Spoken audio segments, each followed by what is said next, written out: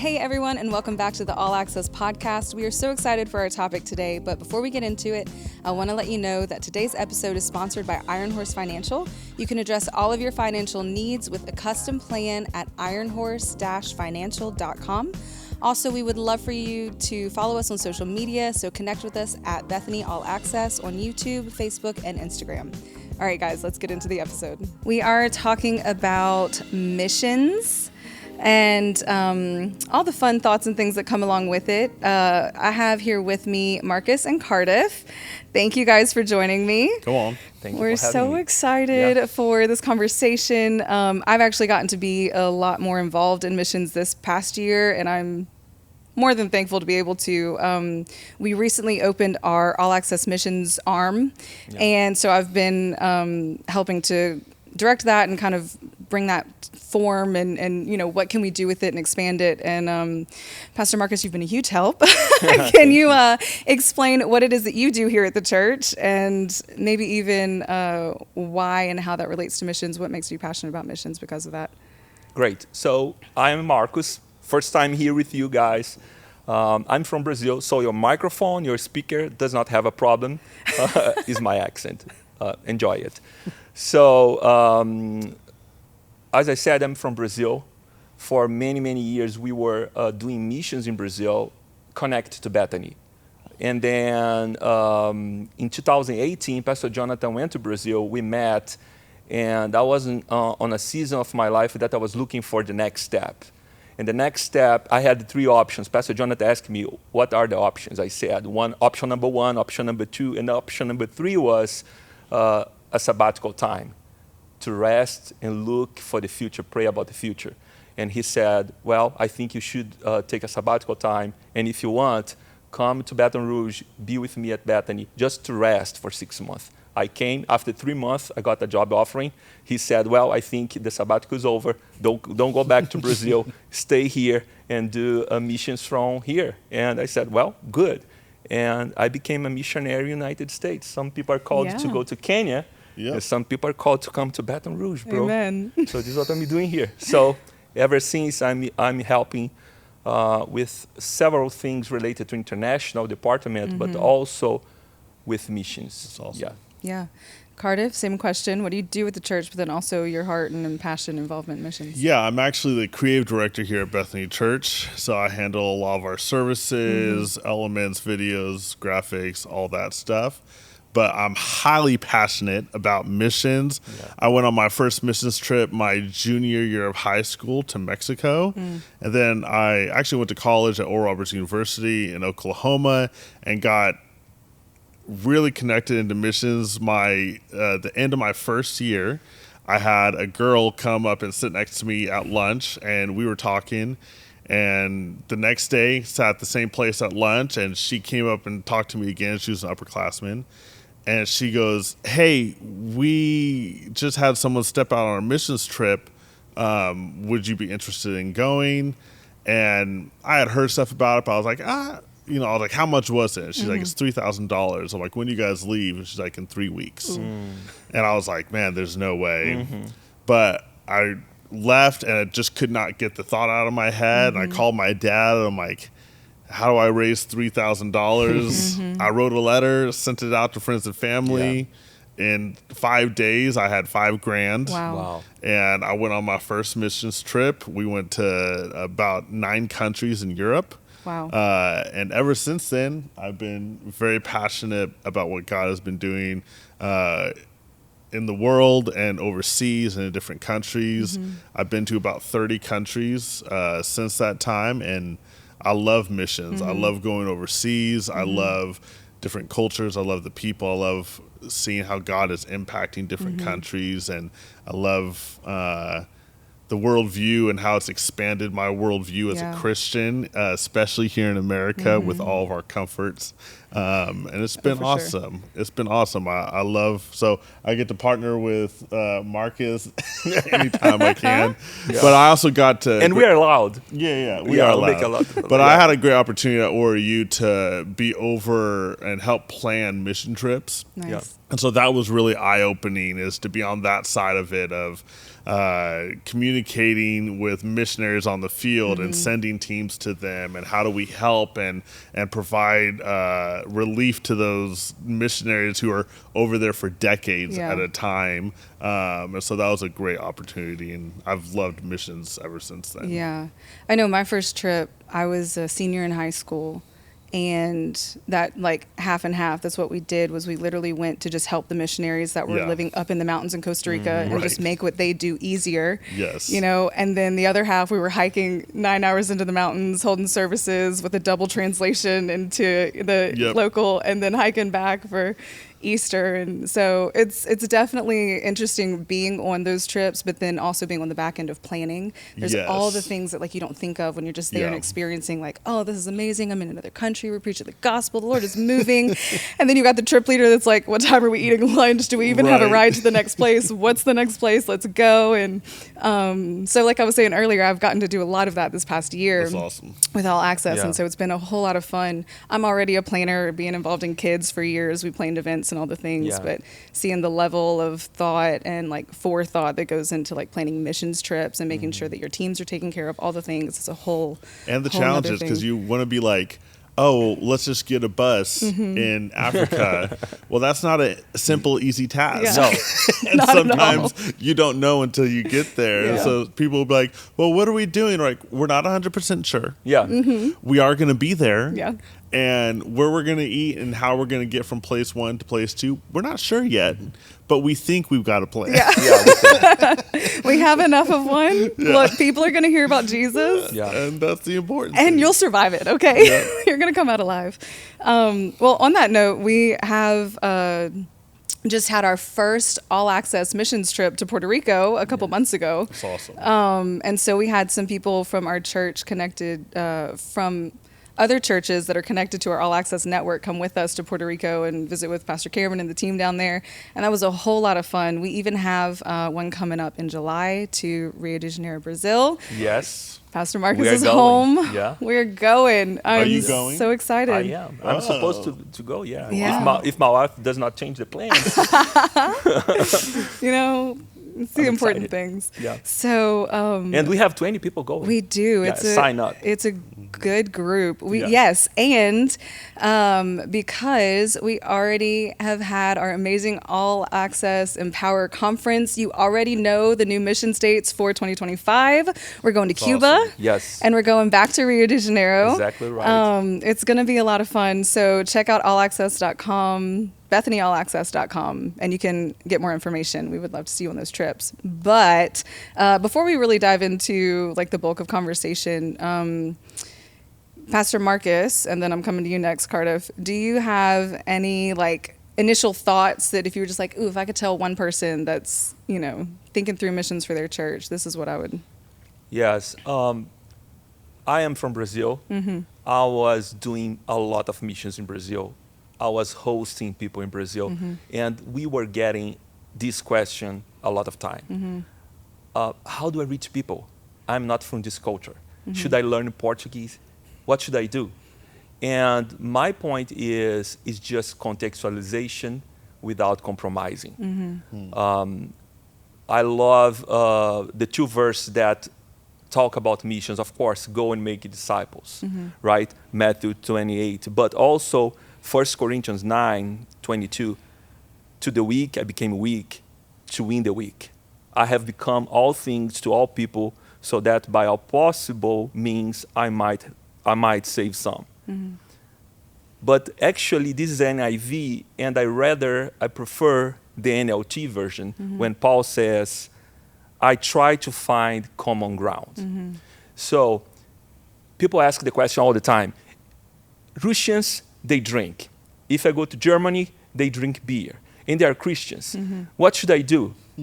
And I'm always telling them, look, bro, you have to find common ground. You have to spread the gospel without compromising the gospel.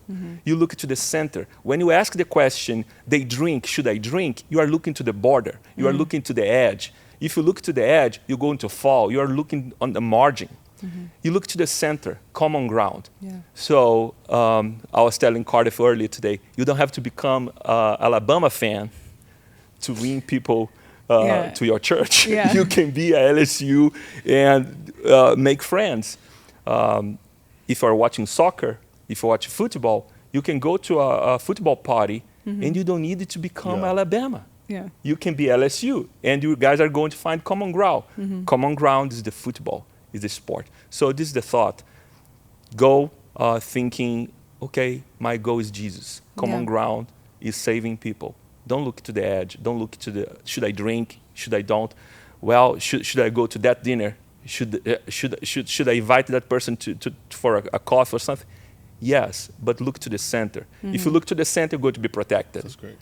Yeah, this is my generic thought. I also think that, man, it's so important for us. A lot of times we want to have all the answers when it comes to missions, and we want to do this big things. And sometimes the most important thing is just to meet the simple need. And I know that I've been on trips where we've done the big crusades, and I've also been on the trips where we just brought toys for kids and shoes for kids. And you meet the need that's there and that's present. And then the gospel comes after that. Yeah. Because the questions inevitably are, why are you doing this? What's the purpose and reason behind this? And, you know, you're able to share the gospel in a really unique way because you've helped meet the need. And a lot of times I've been in some pretty desolate places where even the best of their best was rough. And I remember some of the places I've been to in Sierra Leone, which on the global scale is one of the poorest countries on the globe. And even their best, their nicest, was pretty rough. And they didn't have shoes. They didn't have these they didn't have soap to wash hands. And so meeting those simple needs opens up these amazing doors for the gospel to be preached, for Christ's name to be made known. But it's us finding that need and realizing that need and saying, man, how can I help move the ball forward, even if it's just an inch in this area? How can I help move it forward in this area just a little bit? And a lot of times it's those small little movement forwards that bring these amazing opportunities to share the gospel with people. And so that's been, I think, really cool. Is what you said about contextualization. It's like, don't do what we do here in America in Brazil. Don't do what we do here. Find that common ground, yes, but can make sure that we're bringing the full gospel to these people. But man, we do need to shift a little bit to relate to these people and to relate to what they're going through. And a lot of times we can do that by meeting their need. We had a missions project in Brazil that was a missions base inside the cartel area. And what we were doing was, like, at least one day in the whole trip, we were taking the American people there. So 2 days of preparation, telling them what you can do, what you cannot do, and always looking common ground. And we were telling them, look, you're going to see big guns, you're going to see grenades, you are going to see crazy stuff, common ground. And they were like, we are not going to see those kind of stuff. And they did. Like when we were like driving inside the place, they were like, they really have big guns. They do. What we're going to do, we are going to love them. And it was amazing. What should they do? Well, preach the gospel. They know you are a Christian. And you know what he is. So love them. This is why we are here. And exactly right, Cardiff. Finding the need. If you go knowing what's the need, okay, the need is food, the need is shoes, the need is, you bring the solution, the answer, they're going to be open. Like, you know the need, and you bring the solution, they're going to be open for sure.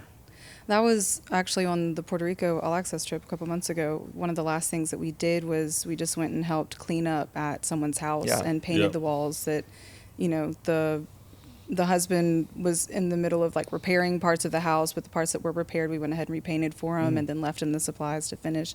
And the family was just like, why? And it's like, Exactly. oh, well, Jesus, like we just love Jesus and we love you. And so we were able to have like good conversation with them and invite them to the church That's plant down awesome. there, but like really get them connected and just love on them. And they were literally like in awe, like. That's awesome. And we even went through the neighborhood. So like some people were doing the housework, and then a couple of us went door to door in the neighborhood just to pray with people. And they're like, "What are y'all doing here?" I was like, "Oh, well, we're working on that house, and we just wanted to come. We have some toys for kids if y'all have kids, but also we just want to pray with you guys." And they were like, "Wait, really? Like that's it? You don't want anything from me?" You're not. It was like, "No, we're just helping them, but also we just want to come say hey to you." And like they were just amazed. And so, the simple things. Yeah, exactly. When y'all were talking, it reminded me, the scripture of whenever it's like, well, when I was hungry, you fed me. When I was naked, you clothed me. And so when did we do that? Well, when you did it to these, you did it to me. Right. Yeah. And so, like, knowing that, it literally is just going out and spreading the heart and the gospel. Yeah. Like, the heart of the Lord is literally love for his people. That's the whole point of, Jesus coming down the cross and all the things. And so we get to carry that message and be his voice and his, hands and feet on the earth and spreading that good news. Like, that's what it's called, the good But news. this connects with another good point. Sometimes on the preparation side, you become more business, logistics, thinking tickets, planning. And then some people, they forget about the spiritual side, the spiritual preparation. And if you don't do the spiritual preparation, you're going to be lost. Yeah. Because it's the Holy Spirit that's guiding you. Like you have a host, you have the amazing plan, but when you are on the field, the Holy Spirit is the guide. Yeah. And if you're not prepared, you're going to face things that is going to shock you. Yeah. Yeah. And maybe it's going to be a point on your nose, like saying you were not prepared. And if you are open, you're going to see miracles. You're going to see. I remember several stories. Like one day we were at this dump site, horrible place, and we were walking around doing a prayer walk. Like, God, what's the need? What's the need here? Is it food? But we're bringing food. We're bringing shoes. We're helping. But what's the need? And then we were knocking doors, and one of the guys, they knock a door. We never been there. We never met that lady. And I was doing missions there for 2 years. And she came, and guess what? She was a pastoral family planting a church in the middle of the dump site. Wow. Wow. Dump site. 600 families living from the trash.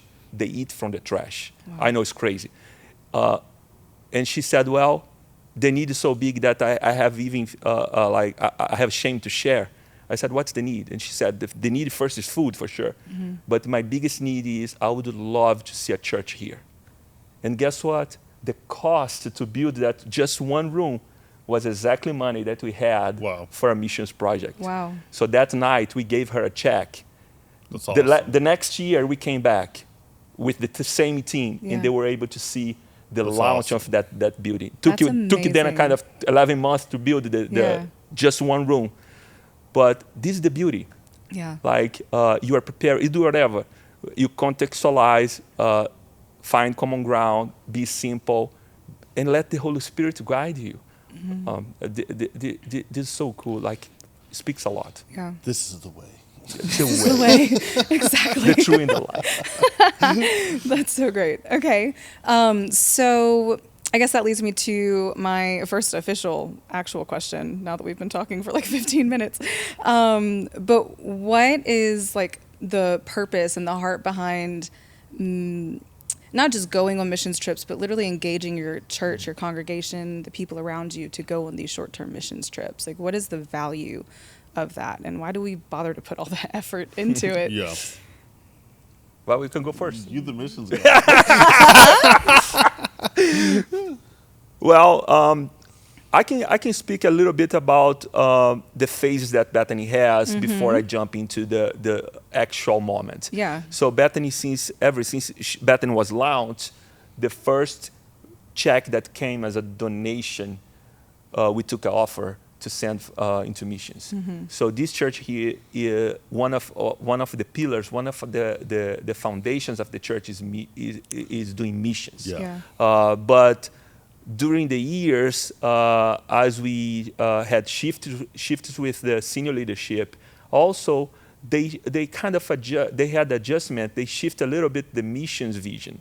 So in the beginning, it was pretty much sending money around the globe with Brother Roy, and then Brother Larry with the Crusades, like sending massive groups to Russia and across the world, Africa, and then planting churches after that, sending money to plant churches. And now we had another shift. Like 2 years ago, Pastor Jonathan said, "Look, I think it's time to have a shift. We are not just giving, we're giving and going. We have to empower our people and send them as an army to accomplish a mission." And we were like, cool, let's do it. And if you go back like 2 years, 3 years ago, we were sending a lot of money, but few people.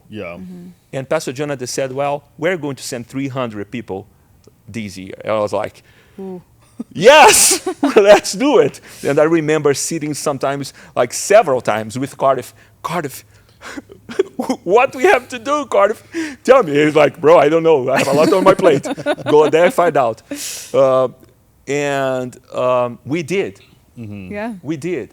And I remember one of the points that I had was like, it's a lot of money.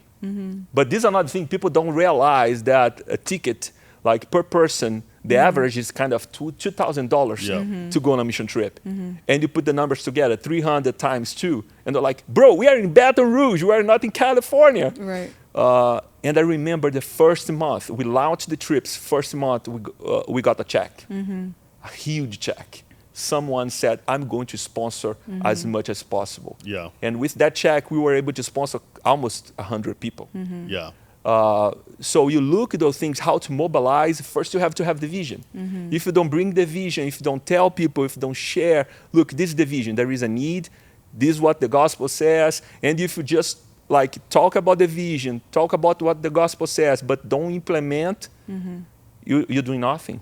Like I remember that Pastor Jonathan came back from, I think, Africa, and he said, we're going to have a shift. We're going to end every single service doing the benediction and a send-out moment. We're going to send out people. This is what we're going to do. And it was a big shift because we began saying, people, we're sending you out. Sending you out. So vision with clarification based on the gospel and implementation. If you go around, who is the team that's leading trips here? Campus pastors. Pretty much the top tier of leadership is from Bethany are the leaders leading trips. So they spread, they share the vision, they implement, they mobilize, and this is what we're doing. I think it's really important to, when I think about the importance of missions in a local church and the importance of sending, because it is a lot of work. It's a lot of planning. It's a lot of prep. It's a lot of money. But when you think of the importance of not only the impact that it's having on these countries and on these people that we're going to minister to, but also the impact that it's having on individuals that go to those places. And so now it's pretty dynamic and it's pretty incredible. And I think what Marcus just said, it starts with great vision. And it's funny, I have talked with pastors and people have asked questions on like, well, what do we need to do first? And I'm like, well, the first thing is we gotta just listen to what the Bible said. The Bible is really clear about us going out. So like, let's grab onto that and make it a core element of who we are. And I think that's the beautiful thing about Bethany is it is this core element of who we are. But then we gotta let that vision sink down into all these other areas. And missions has sunk down into our campuses. It's sunk down into our youth ministry. It's even sunk down to our kids. And you've got to allow that vision to sink down through services, through videos, through testimonies. I think if the vision just stays up here and it just stays in that, well, we should do this. We should be doing this. This would be a great idea if we could do this. If it stays up there, then it's not going to leak down into everywhere else. And then the other important thing is, and I love this, is your top tier people, your pastors, your leadership, they need to go. They need to. I've had a lot of pastors, and you probably too in the past of pastors like, man, I'm so grateful for what's happening out there, but like, I just don't have a heart to go. And I'm like, that's fine. Go anyway. Yeah. Go Like, anyway. Yeah. grab onto the vision. Come go on one of the anyway. all access missions trips. Exactly. Learn how we do what we Yeah. do and why we do But it. It's like I don't want to do dishes. Do dishes anyway. Yeah, Yeah, it's like exactly. go out there, because when our people, when your church congregants, when students, when families see Yeah. other people going on trips, Yeah. it's like I can do that. Mm-hmm. Our boys are So good, just yeah. now getting to the age they're 6, and I'm like, we're getting ready to take everybody on a missions Yeah. trip. Yeah. Is it going to cost a lot of money? Absolutely. Is it going to be a whole lot of things trying to handle, kids overseas in another country while doing mission? Yeah, absolutely. Yeah. But man, the impact that it's going to have on our lives, my kids' lives, but also on the people's lives that we're impacting, you can't match that. Yeah. But it all starts with that vision, and that vision seeping down into Yeah. every single area of our church. And so I think that's a great starting point that, maybe if people are wondering, like, well, how do I get this going? What do I need to let the vision start leaking down into these areas, and start small. You don't need to go to Africa in the middle of the Congo jungle first. Right. Like, start in your local cities first. And start doing stuff on the weekends, and start Yeah. having these little moments locally first, and then bridge out. Yeah. And Take the baby steps. if you have vision, mobilizing people, you don't need even to go. You can give. Yeah. You cannot go. If you cannot go, so. I remember 2 years ago when we had a shift, like all the top leaders, department directors, everybody was on the same page. And I remember, like, by the end of the year, we have here the Kingdom Builders Ministry. In November, we have a big moment that we pray to give. And I remember, like, by September, our kids pastor knocked my door. He came and he said, bro, look, we have here an offer from the kids department. I said, well, great. And I was like, kids department, right?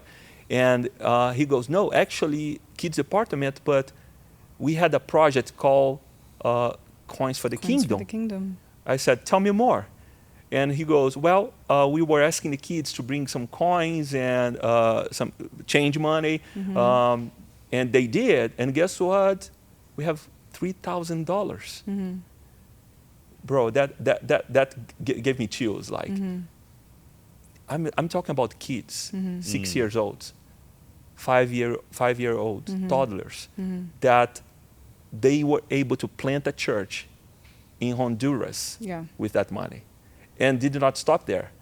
Last year they did the same, and this year they're ready to do the same.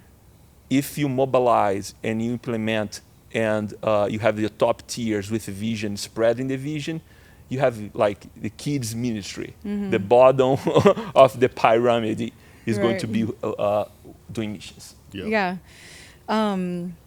Okay, so I think too, before we move on, it's really interesting in my experience, like when people have gone on trips, especially one of the trips last year, there were a few ladies that were there. They had never been on a trip before. Even the one this year on our All Access Missions trip, they'd never been on a trip before. And so it was like the perspective that you gain, and then you bring it home. And so it's not just, like you were saying, it's not just a one-time event. Like, it literally impacts the individuals going as well.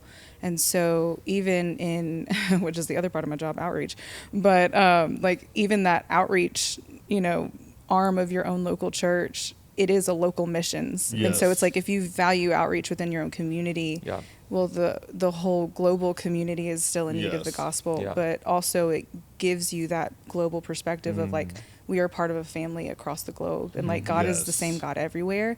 And if he can do what he did here, there, well, he can also do the amazing things that he did in that other country back here. And so it like almost reignites that fire and that passion. I think we need that perspective shift. And I remember going, and we all probably do, going on our first trip, and just it feels like your eyes just get opened up, and you're like, I didn't think.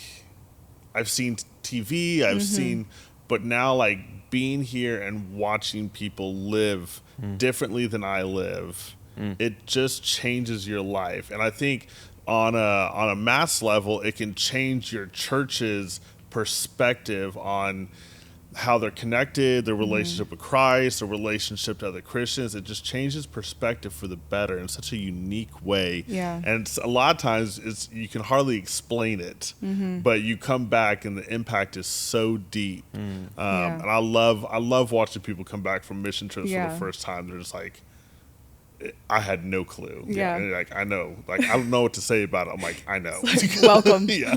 Welcome. This is what we do now. Right. All of us, all the Right. time. Yeah. Okay, so pulling this to be a little bit more practical, how do we even pull off these trips? Obviously, there's a lot of logistics and a lot of details that go into all that, but we don't have to be too detailed. But like, I know you've already mentioned that we pull our own pastors as trip leaders, but like, what are some key things that you're like, we need this, this, and this to like? I think like a good first step Yeah. is asking for help. And so I think that's the great thing about All Access. Yeah. Is there's some avenues Yes. to like, hey, Great. we Yeah. want to start this. What are some of the first steps?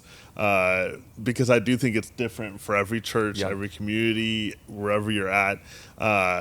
But I love All Access because I feel like All Access is a great resource for people, for ministries, for churches that are Yes. maybe wanting to take that step to start asking some of those questions of Yeah. like, yeah, what is step one? This is where we're at. We've never done this before. Yeah. So what do we do? You know, Right. because like you That's said, good. Yeah. relationships and Yeah. hosts, usually for international trips, are like the first step a lot of times is Yeah. identifying people and Yeah. missionaries to go and support. Yeah. Yeah, I love what you said about All Access. Yeah, it's true. Like several churches, they don't have the backbone Yeah. to have the missions department, but they want. You don't have to have the missions department. Yeah. You have to have the missions heart, Yeah. the Yes. vision. That's And great. we are here, and we can help you. Like we were talking the other day about creating on-demand trips. If they have the vision to go somewhere that we are not going, we can help them to get there. Yeah. Yeah. But if I can name one point that I would say is my secret sauce on building the trips, and we can cover a lot, but one secret sauce that I think is crucial is finding the good host. Yeah. The good host is going to be key for a successful trip, like Yeah. a trip that people come back home saying, I was safe, I felt like loved, I didn't feel a lack of anything, I was protected, and I was amazed with the things that I saw there. And a good host is not only the host that has a structure to take care of the trip, to Right. receive the trip. We have several people that they have a structure to receive people. A good host is a host that, listen me well, they kind of fear a little bit their relationship.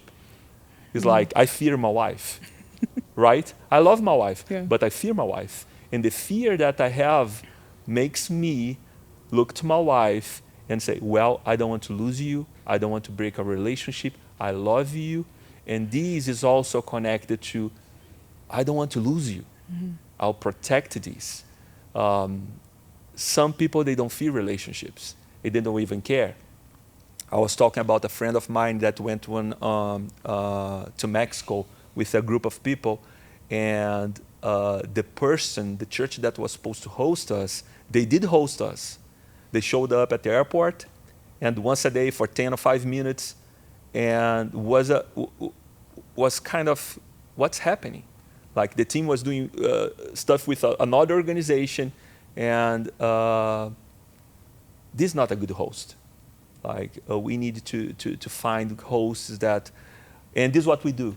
Like when we send, if you look the trips that we have happening this year, last year, every single host, they have amazing relationship with our church. Yeah. We have strong connection. Pastor Jonathan, for several of the hosts, he has personal relationship. And he knows personally the teams and the pastor.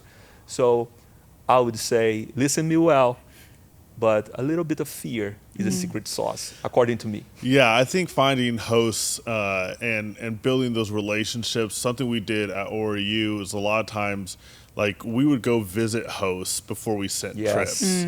And so a lot of times, like one of my jobs I did is I would go and visit teams as they were on the field, but then I would also visit new hosts at the same time.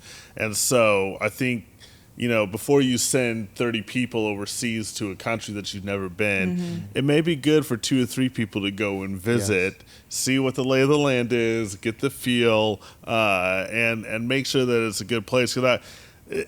Hosts matter a whole lot. And the great thing is when you foster that relationship with a host, when you develop that, and there's, hey, how can we help serve you? How can we help love on the people here? How can we help do this? They value that relationship. And so they're like, man, I'm having all these people come. This is so exciting for me. Like, I'm going to make sure that they're taken care of. I'm going to make sure that they're handled well. And a lot of that is just relational equity, that you've got to build out. And so I think taking that first step of finding great hosts and missionary partners, and then outlining some great expectations. We have good expectations that we send hosts of, hey, these are the things that we need help outlining for this team. How do you feel about helping us in those areas? And there may be some hosts like, man, we don't know if we can help out, and that's fine. That's fine.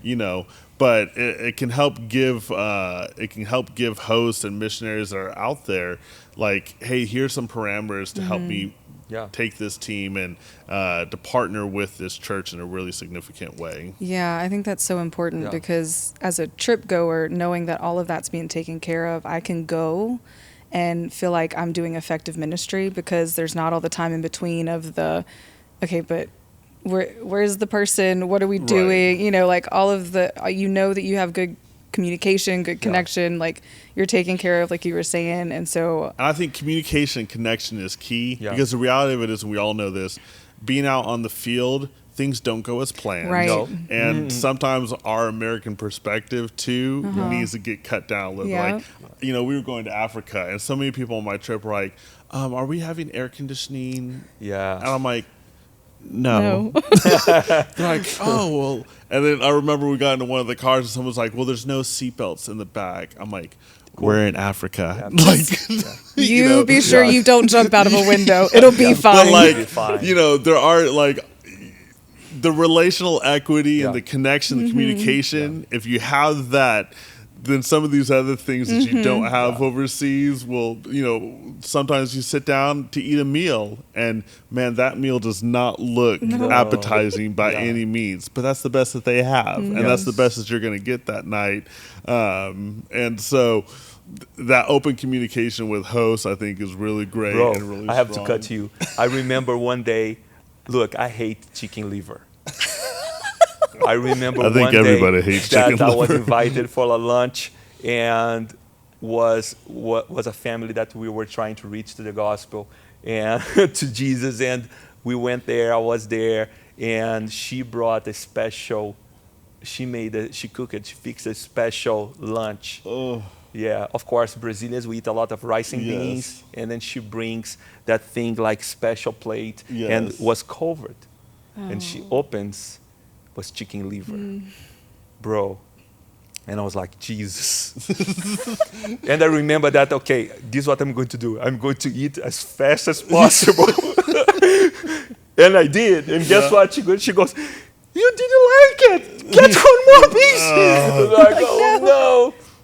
But I think we've all had to eat our fair share. Yeah. But talk about questionable. Speaking about the host, I said about the Mexican one, but also we had an amazing experience last year. The team was in Brazil, and then before we send out the teams, we got the tentatively possible itinerary. Very and then tentative. the trip leader knows what's supposed to happen. Yeah. And guess what? The second day, nothing was going according to the possible. Yeah. It was a completely mess. And I said, guess what? I'm going to text the boss. And I was like, I did not have any expectation to hear back from him. But I was like, okay, this is happening. And I text him. I never get a message back. But when the team came back, the troop leader told me, 10 minutes after that message, the senior pastor, the leader, he drove all the way where the trip the team, and he made adjustments. Like the senior leader. And I'm not talking about a church that has a host that has 500 people. I'm talking about a host that has 12,000 people going to the church. They have 20 campuses. So this kind of host, this kind of relationship is not easy to find, but you have to build. And this is the person that we are looking for. Yeah. Yeah. Yeah. Well, thank you guys for Thank you. hanging out with us today on the All Access podcast. This has been a lot of fun. I hope you guys listening enjoyed the conversation. Again, as we've mentioned, if you have any questions about missions or All Access, getting more connected to All Access, just reach out to us. We would love to talk with you. And that's it for today. Thank you. Thanks, guys. Let's go.